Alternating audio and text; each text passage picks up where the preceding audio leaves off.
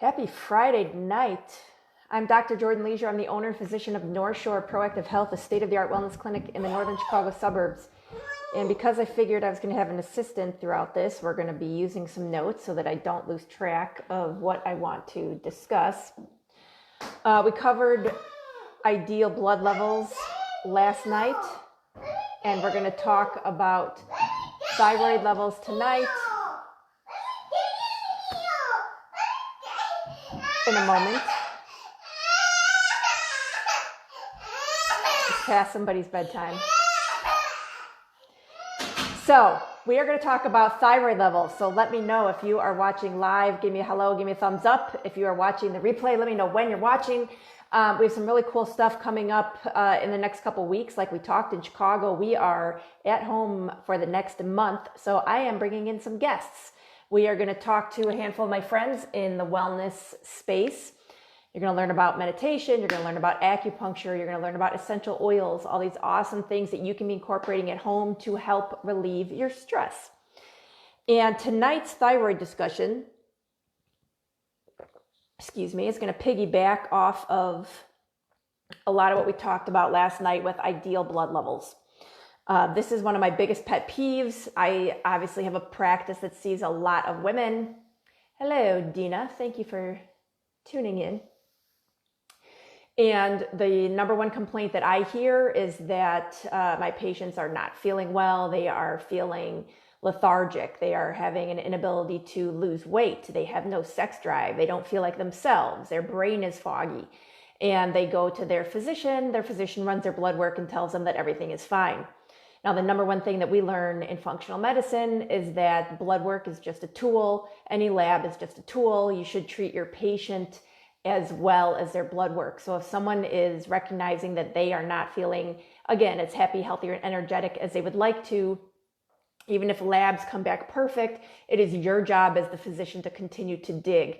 And as the patient, if you are in a situation where your physician is not helping you in that capacity, my recommendation would be that you need to find a new doctor, because remember that your doctors work for you and they should be making sure that you are feeling as spectacular as you want to.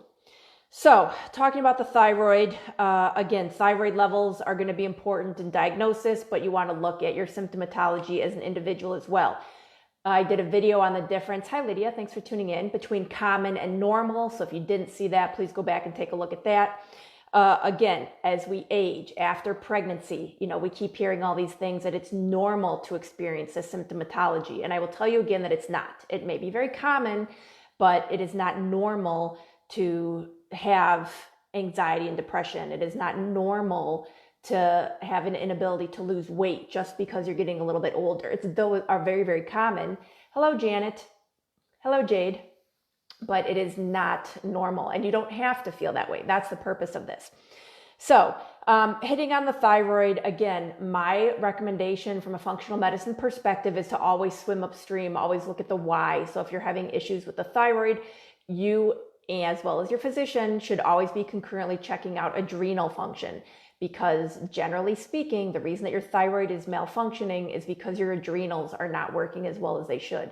So essentially, if you're only treating your thyroid condition, you have a gas tank that has a hole in it, and you, by treating the thyroid, are adding gas, which is great, and it's going to help treat those symptoms, but you're not plugging that hole. And that's what I would ask that you do, is you take care of the why instead of just treating the symptoms on an ongoing basis. So look at how your adrenals are functioning, run a full thyroid panel. Don't just always trust the numbers, see what's going on.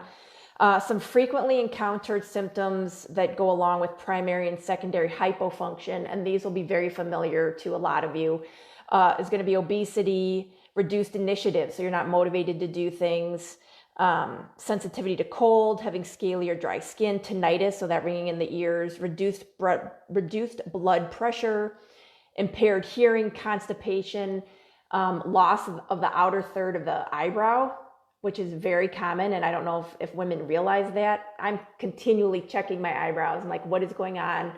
Are we good? Okay. Thyroid is still good. And it's funny, but it's true. It's legit what I do. Headaches in the morning that wear off as the day goes on, depression, muscle cramps, prematurely gray hair. This is a B6 deficiency, and stress from certain members of my family. I'll tell you that. They each have a name. What else? B12 or folate anemia, all of those things. So again, a lot of women can relate to those, and they are very common symptomatology, but again, I will tell you they are not normal.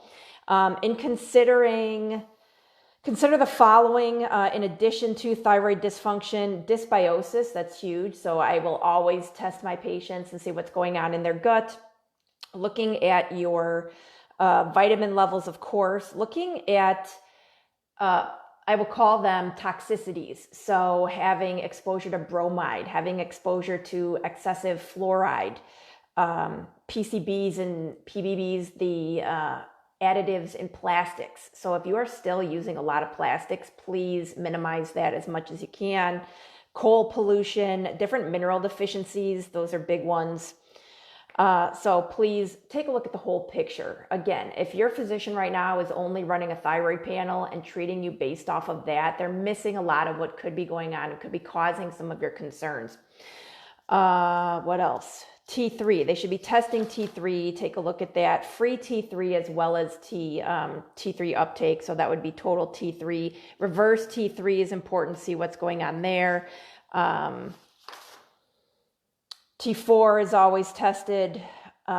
With birth control use, I always recommend that thyroid panels are run as well. If you are on any sort of hormone replacement, and that would be birth control pills, it would be any sort of like estrogen patch, you want to take a look at what's going on with your thyroid levels. What else did I want to hit on here? No, that's that. Just pay attention.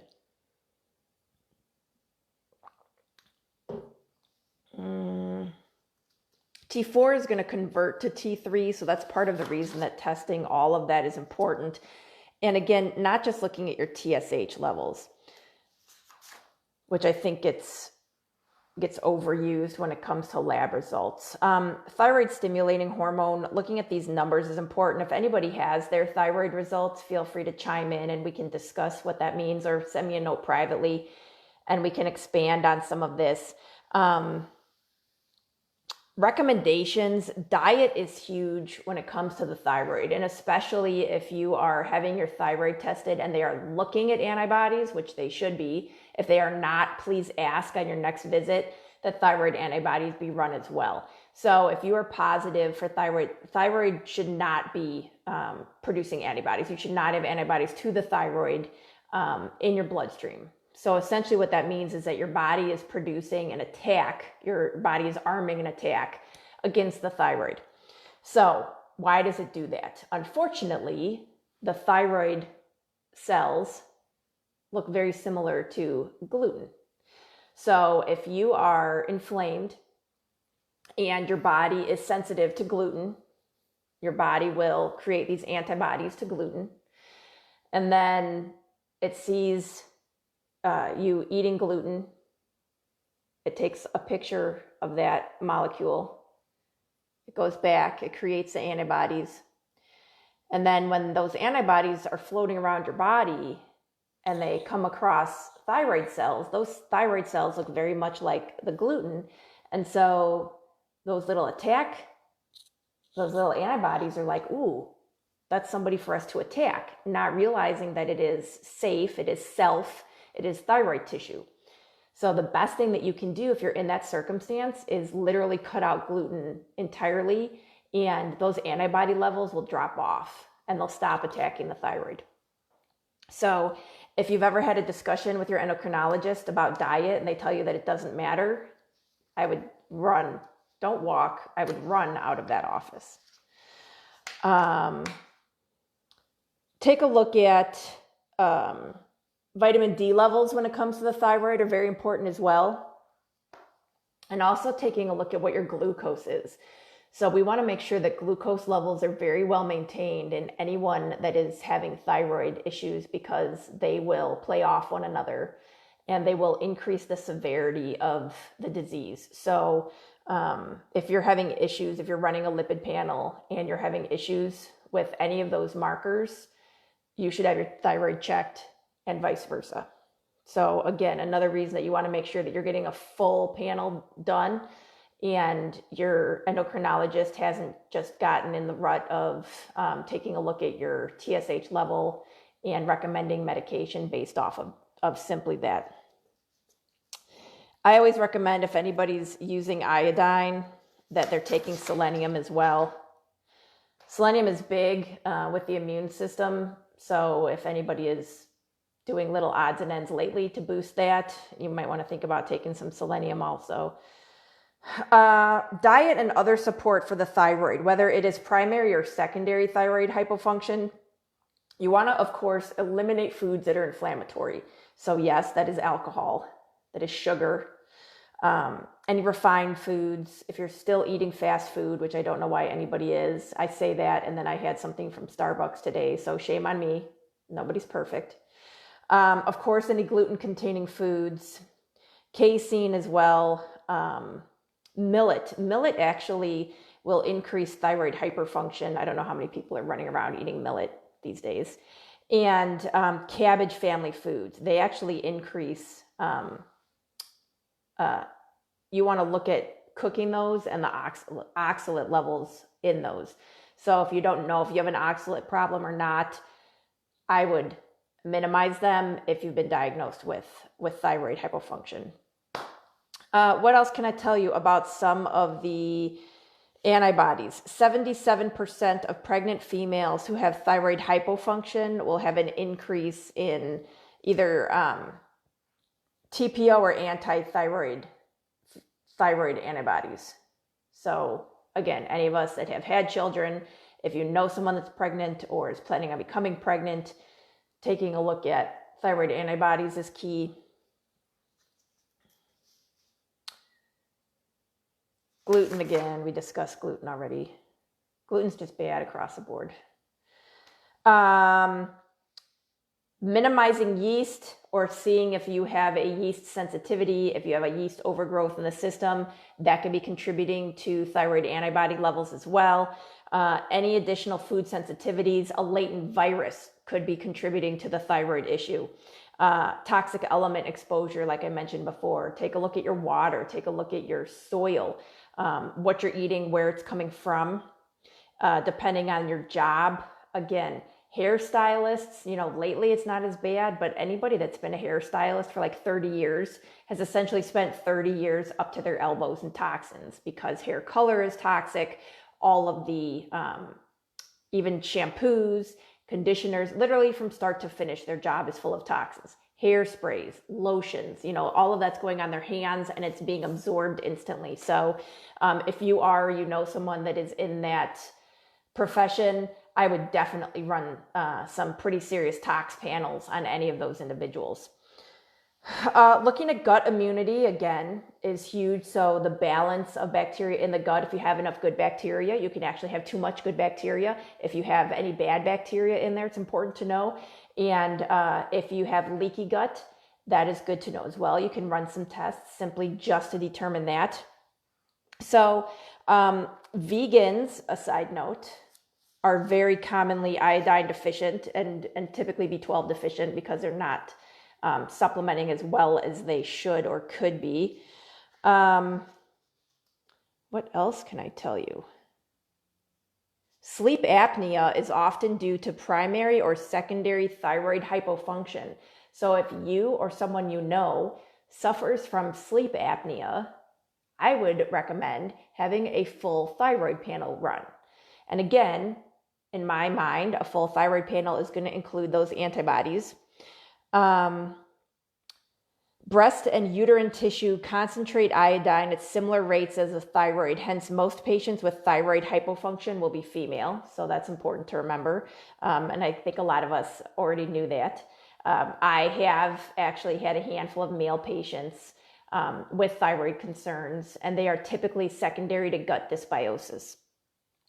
And what else? An increase in urinary or serum homocysteine is a common finding with thyroid hypofunction. So if your thyroid is not working as well as it could be, you'll typically see an increase in homocysteine levels on your blood work.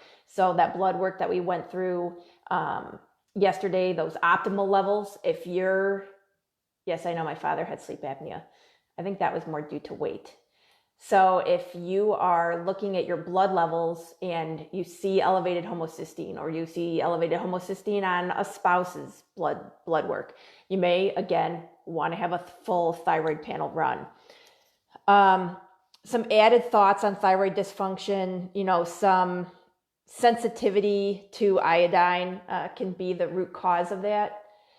And you want to consider some of the following support. So essential fatty acids are huge. Everybody should be on omegas. If you're not currently taking an omega, please look into it. It is a required nutrient pre-birth. So if you are pregnant, you need to be supplementing, because that fetus's brain development is all up to what you are eating, the emotions that you are feeling, and the exercise that you are currently undergoing. And then from the time that they come out, you should be supplementing them with omegas, and then you should be doing additional omegas to compensate for how inflammatory having to grow them was on the system. And then if you're breastfeeding, how challenging that is as well. So you really got to get those fatty acids high. For Parker, I do a liquid omega from our line, and he loves it. He does it, no question. If I'm doing a protein shake, I'll just pour it in there for both of us. And if not, then I do the capsules that we offer. I would recommend, again, if you're having a thyroid issue, like 6 grams a day.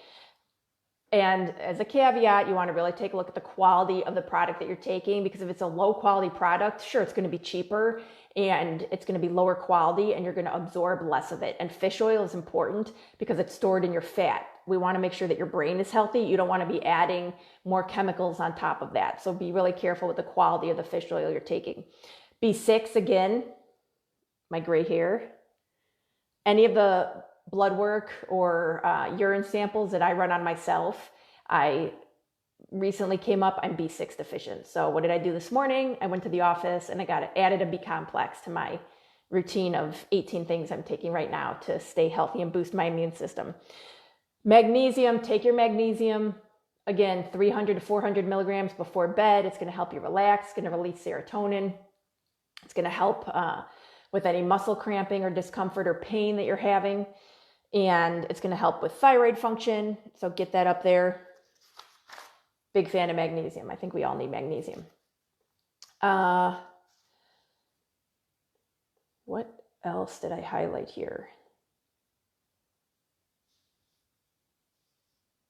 Magnesium levels.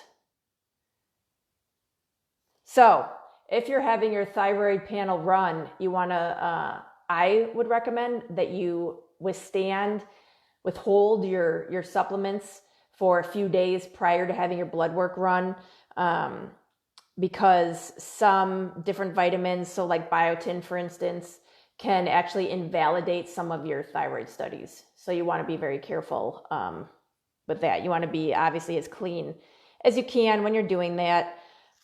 Those were my big thyroid notes that I wanted to hit on. Do we have any questions? I feel like my brain's like pudding. I've been discussing, and I said I wasn't going to discuss it in this group, but we're doing antibody testing for COVID at our office.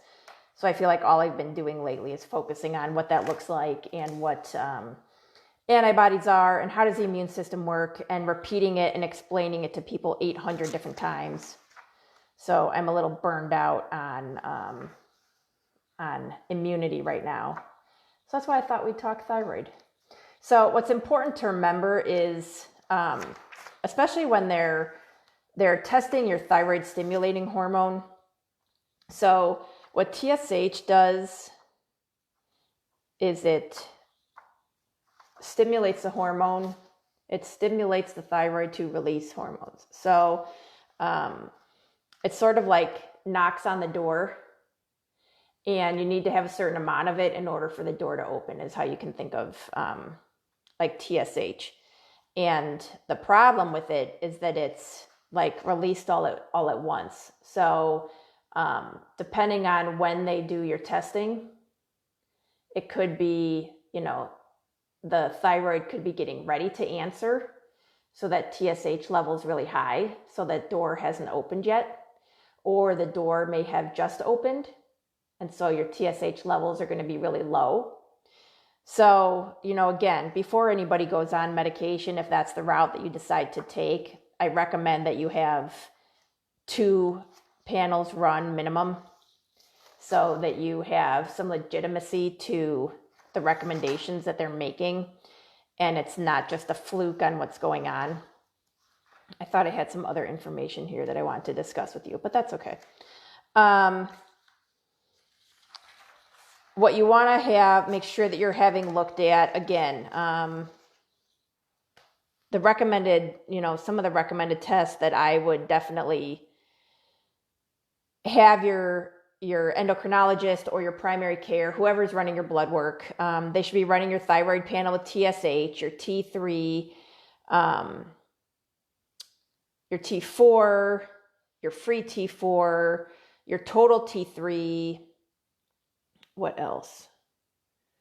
Your TPO, which is your thyroid peroxidase antibody, as well as your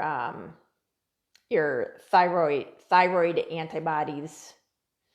That's my list.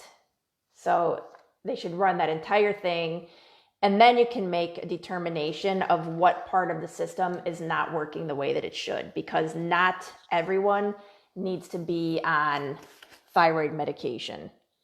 A lot of us should be cleaning up our diet, exercising more, and taking a look at what's going on between your ears. So some healthy emotions. My glucose was a little high, so that's diet only to fix. Hospitals, doctors didn't say anything about it. Yeah, I would absolutely take a look at that.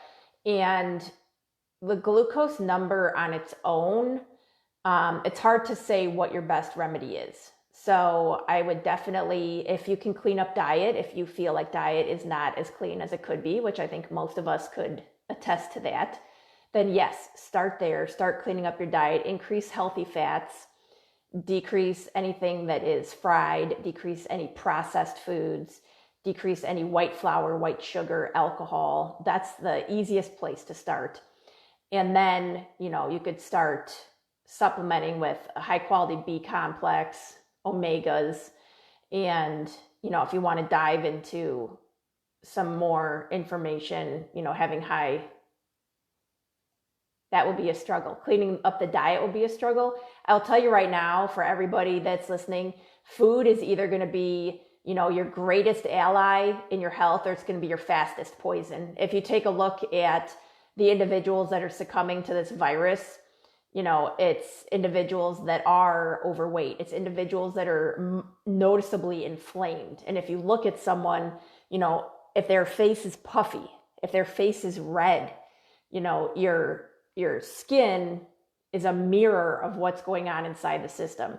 And if the skin doesn't look good and the skin doesn't look happy, then what's going on inside is probably 10 times worse. Being a chocoholic is not a terrible thing. So there's different modifications you can make to that. And honestly, you may be drawn to chocolate because you're magnesium deficient. So if you boost your magnesium, it may be interesting to see if those cravings start to decrease. And one of the easiest things that you can do, if you find that, here's how I would think about it. I don't care what your addiction is. If you're addicted to something, and it's kind of funny to say, like I have to have my wine every night, or I have to have my chocolate every night. You, as a being, are stronger than that piece of chocolate or that glass of wine. And for you to let that glass of wine or that piece of chocolate control you and control your moods, no, we're not having any of that. So the way that I get around it, and again, I've said this like 1,000 times, the product that we have at the office called Relax Life, it's an inositol powder. It's literally a game changer. And I drink 2 of these probably before 7 o'clock. That's like 50 ounces before 7 a.m. And then after that, I will fill another one up and I'll put the inositol powder in there, and I add a handful of other things. But the reason that I do that is because it helps to curb cravings. It releases serotonin. It helps balance me out.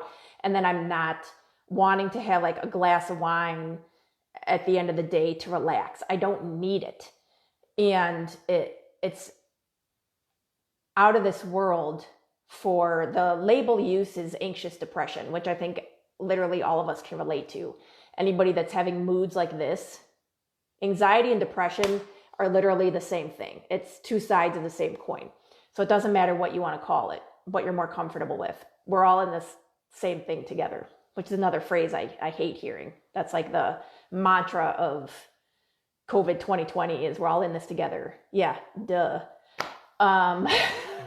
On my tangent.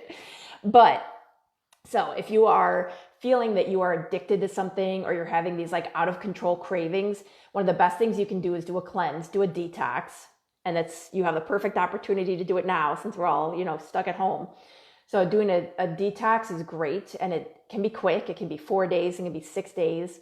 And then after that, maintaining your clean eating and taking your vitamins. And then making a choice. If you want chocolate, then make sure that you are doing, very high, like over 90% dark chocolate. Don't be doing like a Snickers bar. And same thing, a long time ago, if I was going to drink alcohol, I made sure that it was worth what I was drinking. So you're not going to find me drinking like a Jack and Coke. I'm going to be drinking like probably, and this makes me sound like I have an alcohol problem, but I'm going to be drinking high quality alcohol straight so that I can taste it. Like that's the point. Or wine, make sure that you're drinking like a great bottle of wine that you can taste, not that you take like 3 sips and then you might as well be drinking, a soda because you're just doing it out of habit. If that's what's going on, then you need to be working on your hormone levels so you get those cravings out of the way. But if you like it and you like the way it tastes, then yes, choose something high quality so that it's worth your calories, it's worth your inflammation, because it all causes that. We all pick our poison, so to speak. So do not succumb to cravings. Make it a conscious choice that there's something that you want. Do you have any other questions on my crazy Friday night tangents? Hello, Heidi. Thank you for tuning in. Hi, Alicia from down south where it's warm. Ron, don't even tell me that, Ron. If you are legitimately drinking diet soda, we're going to have a conversation the next time I see you. No one on here should be drinking diet soda.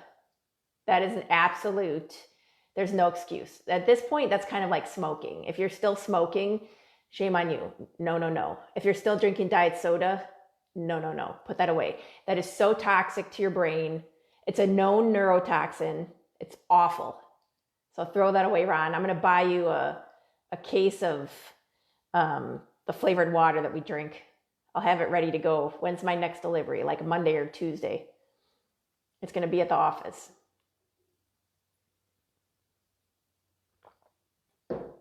Yeah, no. Yeah, real soda. Real soda is bad too, but diet is horrible. There's not really any point. It's literally like, and that's could be part of the reason, Tammy, with the glucose irregularity. Sugar doesn't serve any purpose. Sugar's horrible. It's just there to poison us, to kill our good gut bacteria. So if there aren't any more questions, I'm going to wrap up and do a little prayer that Parker's sleeping. Tomorrow, I think that we are discussing essential oils for stress. Sunday, I'm not quite sure yet. We'll see what's on the agenda for Sunday. I'm going to do my best to put together a schedule week by week so everybody knows what's going on and what to watch and when to watch. Because I'm going to have these guests, their availability is going to vary throughout the day. So I know that the lives have been pretty good in the evenings. Everybody seems to be available and ready to participate after 8 o'clock. But I have a few people that are going to be talking to us from Europe. So the 8 o'clock time frame is not going to work for them. So we're going to have to do something a little bit earlier in the day. And then please feel free, if there are questions, interact with our guests, same as when, when I'm on here, both of us will be chatting it up. If you have questions, share the group. If you think this information would be beneficial for other individuals, I'm going to post, again, my recommendations for the thyroid, for the tests that you should ask your doctor to run for your thyroid so that you are getting the full picture of what's going on. And, you can think of, again, thyroid and adrenal and our sex hormones are very intimately intertangled. So if you are having thyroid dysfunction, you should always take a look at what's going on with your adrenals, vice versa. If you're having sleep difficulties, the first place that I look is adrenal. So please remember that your body works as a system. Nothing malfunctions by itself. So if there's problems right here, there's probably problems somewhere else along the line. So let's make sure that everything is working as well as it can. I love you all. I appreciate your commitment. Hashimoto's. Is she gluten-free, Ron? Because that's the other thing. I'm going to come over to your house and throw away all the diet soda and all of the bread and pasta. Yeah, unfortunately, a lot of people are diagnosed with thyroid, and I think that the medical community overlooks a lot of the causes of that. We have a lot of toxins environmentally that all of us are exposed to. Again, our quality of food is horrendous, especially in the Midwest. What is considered a normal meal is kind of scary. We all need to increase our fruit and vegetable intake. So I hope that that's something over the last few weeks, and since we now have another month, that maybe that you can make that your goal is to increase your fruit and vegetable intake at least by 1 a day. It's something that's very simple. It will have a marked improvement on your health and well-being. She's trying gluten-free. Good.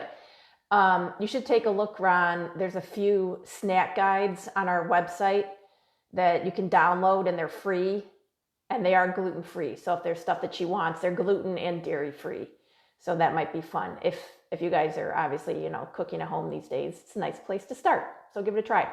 So again, I love you all. Thank you for tuning in. Have a wonderful evening, and I will see you tomorrow.